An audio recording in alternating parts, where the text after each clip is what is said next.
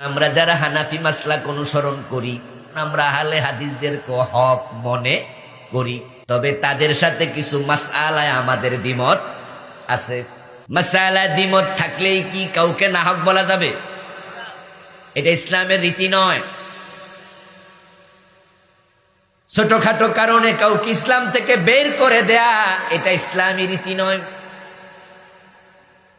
ইখতিলাফ ছিল, ইমাম আবু হানিফা রাহিমাহুল্লাহ বলেছেন মুক্তাদি ইমামের পিছনে দাঁড়ালে সূরা ফাতিহা পড়া জায়েজ নাই, এটা পড়লে হারাম, নামাজ হবে না।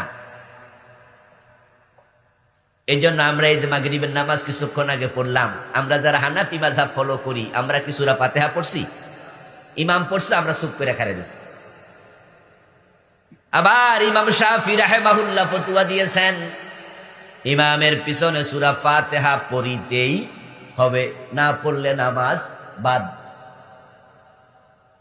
দুইজন দুই মেরুতে, একজন বলে নামাজ যদি পড়ো ফাতিহা ইমামের পিছনে বাদ, আর একজন কয় না পড়লে বাদ। দুইজনের ফতোয়া মিল নাকি অমিল? তাই বলে দুইজনের মাঝে কেউ কি খারাপ? ইমাম শাফি কি খারাপ মানুষ? ইমাম আবু হানিফা?